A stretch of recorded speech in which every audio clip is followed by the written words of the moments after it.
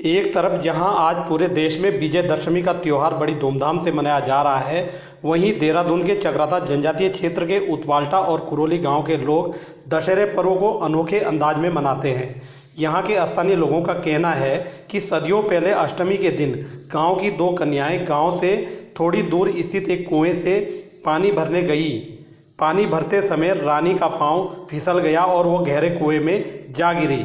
मुन्नी जब इस बात की खबर देने गांव गई तो गांव वालों ने मुन्नी पर यह आरोप लगा दिया कि तुमने रानी को पानी के कुएं में धक्का दिया होगा, जिससे दुखी होकर मुन्नी ने भी कुएं में छलांग लगा दी और उसकी भी मृत्यु हो गई। उसके बाद दो परिवारों के मध्य भीषण युद्ध हुआ और उसके बाद इस श्राप से मुक्ति के लिए उत्पाल्टा और कुरोली गांव लगातार कई सौ वर्षों से विजयदशमी के दिन घास की रानी और मुन्नी बनाकर इस कुएं में विसर्जित करते हैं। गांव के बुजुर्गों का कहना है जब तक इस गांव में विजयदशमी के दिन एक साथ दो कन्याएं जन्म नहीं लेगी तब तक गांव वालों को इस तरह गागली का युद्ध करना पड़ेगा। प्रदेशवासियों को और देशवासियों को विजयदशमी की हार्दिक शुभकामनाएं देना चाहूँगा। देखो, उत्पाल्टा में जो ये पायता है, पायते का एक अपना एक अलग से एक महत्व है।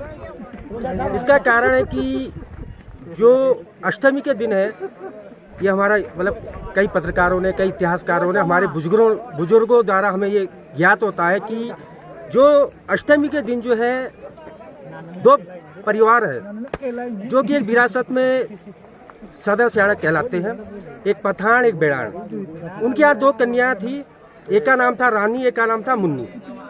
एक पास में एक कुआं है, उस समय जो पानी की काफ़ी किल्लत होया करती थी तो कुआं काफ़ी गहरा था, तो हो सकता है किसी कारण पानी के लिए वो आई हो तो बाल्टी से पानी निकाला जाता था, उसमें उनकी डूब जाने से उनकी मृत्यु हो जाती है।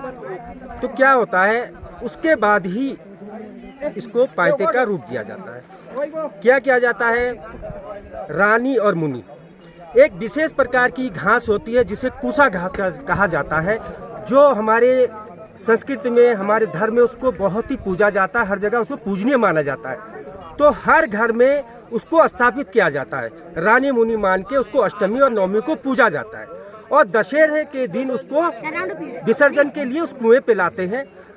और ये और इसमें एक और चीज़ है, ये दशहरा पायता जो है तब तक मनाया जाएगा जब तक दोनों कन्याएं एक ही दिन एक ही परिवार में जन्म नहीं लेगी।